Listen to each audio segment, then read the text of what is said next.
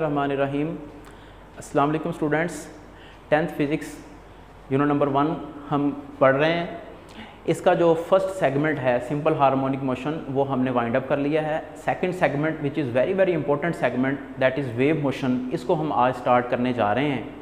तो wave motion क्या होती है और हम इसको स्टडी क्यों करते हैं, इसके लिए इसको समझने के लिए हम दो एग्ज़ाम्पल जो सी हैं उनको कंसिडर करते हैं, उनको फोकस करते हैं। उसके बाद हम ये समझ लेंगे कि वेव मोशन क्या होती है। उसके बाद हम ये भी समझेंगे कि हम इन वेव मोशन को स्टडी क्यों करते हैं। तो फर्स्ट ऑफ ऑल मेरे पास वाटर वेव्स की एग्ज़ाम्पल है। आपका एक्सपीरियंस होगा कि आपने कभी किसी वाटर पॉन्ड के अंदर या किसी स्विमिंग पूल के अंदर कोई पत्थर फेंका है। जब आप इस किसी स्विमिंग पूल के स्टेशनरी पानी के अंदर कोई स्टोन थ्रो करते हैं तो आप देखते हैं कि जिस पॉइंट पे आपने उस स्टोन को थ्रो किया है उसके इर्द गिर्द रिपल्स या कुछ सर्कल्स जो हैं वो बनना शुरू हो जाते हैं। छोटे सर्कल से वो स्टार्ट लेता है और आहिस्ता आहिस्ता बड़े सर्कल बनते हैं और फिर boundary of the swimming pool या वाटर पॉन्ड जो है उससे जाके वो सर्कल जो हैं वो जाके स्ट्राइक करते हैं। हमें ऐसे लगता है कि जैसे पानी चल रहा है। तो यहाँ पे मेरा आपसे एक क्वेश्चन है कि क्या वाकई ये पानी यहाँ पे चल रहा है, मूव कर रहा है?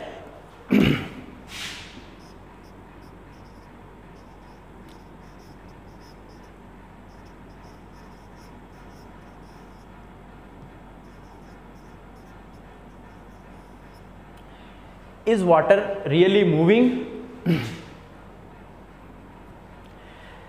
जी स्टूडेंट्स, तो इस क्वेश्चन का आंसर देने से पहले हम अपनी सेकंड एग्जांपल की तरफ आते हैं जो कि स्ट्रिंग वेव्स के अंदर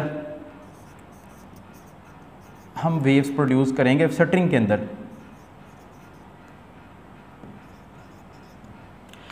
लेट्स से कि हमारे पास एक रोप है, एक स्ट्रिंग है। उस स्ट्रिंग का एक एंड जो है वो हमने किसी हुक के साथ या किसी सपोर्ट के साथ बांध के उसका जो दूसरा एंड है उसको अपने किसी हाथ के अंदर हाथ में होल्ड किया हुआ है।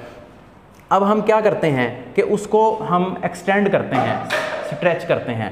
उस रस्सी को स्ट्रेच करके हम ऊपर नीचे उसको अप एंड डाउन मूव करवाते हैं या उसको जर्क्स अप्लाई करते हैं। जब हम उसको अप एंड डाउन उसकी मूवमेंट उसको देते हैं तो कुछ ही देर के बाद क्या होता है कि उसके अंदर कुछ इस तरह की सिचुएशन जो है वो क्रिएट हो जाती है।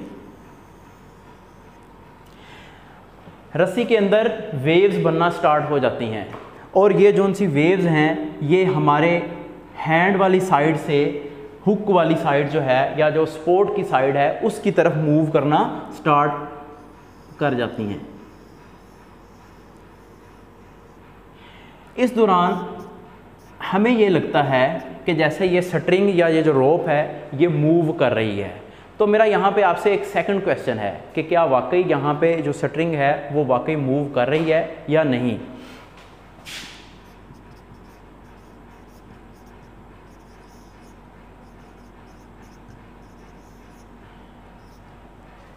क्या वाकई स्ट्रिंग मूव कर रही है या जस्ट हमें ऐसे लगता है कि ये जो रस्सी है ये मूव कर रही है। हम अपने पहले क्वेश्चन के आंसर की तरफ आते हैं। होता यह है कि जैसे ही हम वाटर पॉन्ड के अंदर कोई स्टोन थ्रो करते हैं तो जिस पॉइंट के ऊपर हमने स्टोन थ्रो किया होता है हम बेसिकली उस पॉइंट को डिस्टर्ब कर देते हैं। अब जो पॉइंट ऑफ डिस्टर्बेंस है उसके साथ जो अटैच्ड पार्टिकल्स हैं वो इस डिस्टर्बेंस की वजह से वाइब्रेट करना स्टार्ट कर देते हैं। अब ये जो पार्टिकल्स वाइब्रेट कर रहे हैं ये अपनी ही मीन पोजीशन पे वाइब्रेट करते हुए अपने साथ वाले जो नेक्स्ट पार्टिकल्स हैं उनको ये डिस्टर्बेंस जो है पहुंचा देते हैं, लेकिन खुद अपनी जगह पे वापस आ जाते हैं। अब जो नेक्स्ट पार्टिकल्स होते हैं वो भी वाइब्रेट करना स्टार्ट कर देते हैं। उनके वाइब्रेट करते करते वो भी ये काम करते हैं कि वो भी अपने से नेक्स्ट जो पार्टिकल्स हैं उनको ये डिस्टर्बेंस पहुंचाते हैं और लिहाजा वो वाइब्रेट करना स्टार्ट कर देते हैं। लेकिन ये जो पिछले पार्टिकल्स हैं ये वाइब्रेट करते करते अपनी जगह पे ही रहते हैं और अपना जो एक डिस्टर्बेंस है उसको आगे पहुंचा देते हैं।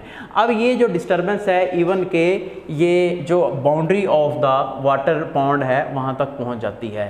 तो होता ये है कि यहाँ पे पानी जो है वो हकीकत में मूव नहीं कर रहा, बल्कि वाटर के जो मॉलिक्यूल्स हैं, या हम वाटर मॉलिक्यूल्स को यहाँ पे पार्टिकल्स ऑफ द मीडियम का नाम देंगे। पार्टिकल्स ऑफ द मीडियम यहाँ पे क्या कर रहे हैं, अपनी ही मीन पोजीशन पे रहते हुए वाइब्रेटरी मोशन परफॉर्म कर रहे हैं, और इस डिस्टरबेंस को जो इस पॉइंट से स्टार्ट हुई थी यहाँ से यहाँ तक पहुँचा देते हैं, यहाँ से यहाँ तक, यहाँ से यहाँ तक, या यहाँ से यहाँ तक पहुँचा देते हैं। इसी तरह से अगर हम शटरिंग की तरफ देखें तो शटरिंग के जो पार्टिकल्स हैं वो भी कुछ इसी तरह से वाइब्रेटरी मोशन परफॉर्म कर रहे हैं।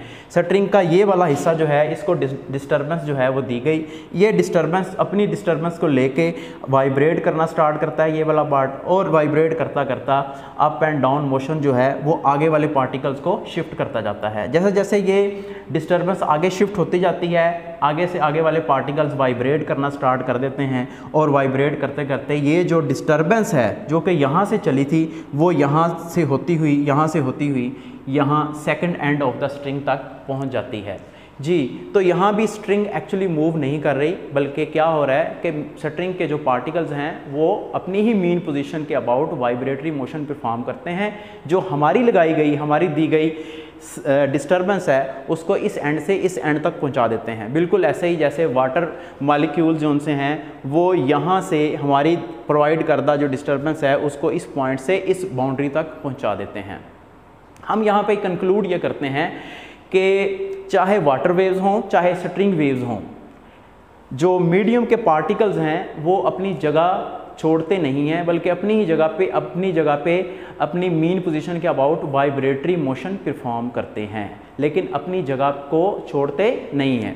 अच्छा, तो फिर क्या चीज़ ट्रांसफ़र हो रही है, क्या चीज़ एक जगह से दूसरी जगह जा रही है, वो है डिस्टरबेंस जो हमने प्रोवाइड की है। अगर हम इस डिस्टरबेंस को एनर्जी की फॉर्म के अंदर या एनर्जी की मीनिंग के अंदर ले लें तो बेसिकली हम यहाँ पे जो पत्थर को बटे फेंक रहे हैं यहाँ पे, तो ये जो पत्थर है इसको थ्रो करने के लिए हमने इसको क्या किया, एनर्जी प्रोवाइड की। तो ये जो एनर्जी है हमारी प्रोवाइड करदा जो एनर्जी है, या इसको डिस्टरबेंस का नाम दे लें या एनर्जी का नाम दे लें, तो ये जो हमारी प्रोवाइड करदा एनर्जी है वो एक जगह से दूसरी जगह ट्रांसफ़र हुई है। इसी तरह से अगर इस डिस्टरबेंस को हम एनर्जी का नाम दें तो एनर्जी इस पॉइंट से इस पॉइंट तक ट्रांसफ़र हो गई है। तो वेव्स के अंदर होता क्या है, वेव्स के अंदर मीडियम के पार्टिकल्स जो हैं वो अपनी मीन पोजीशन पे रह के वाइब्रेटरी मोशन परफॉर्म कर रहे हैं, लेकिन अपनी जगह को छोड़ नहीं रहे, यानी कि मीडियम के पार्टिकल्स यहाँ पे मूव नहीं कर रहे।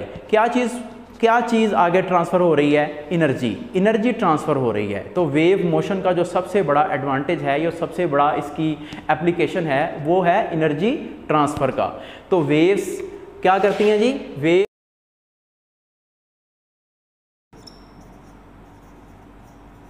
जी, वेव मोशन का ये सबसे बड़ा अहम जो फिनोमिना है वो क्या है कि वेव्स क्या करती हैं, एनर्जी को ट्रांसफ़र करती हैं। लेकिन याद रहे कि इसके अंदर मीडियम के पार्टिकल्स या मास जो है वो ट्रांसफ़र नहीं होता जी।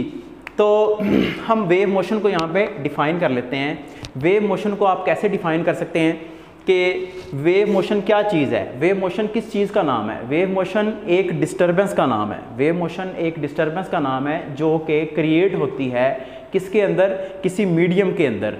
इसके जब ये डिस्टरबेंस क्रिएट होती है तो क्या होता है, मीडियम के पार्टिकल्स अपनी ही मीन पोजीशन पे रह के वाइब्रेटरी मोशन परफॉर्म करते हैं after equal intervals of time. हम इसको थोड़ा सा तरतीब से इसको डिफाइन कर लेते हैं कि wave motion is a disturbance in the medium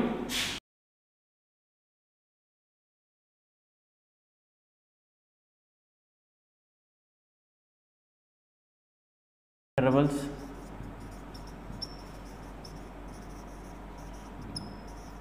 of time.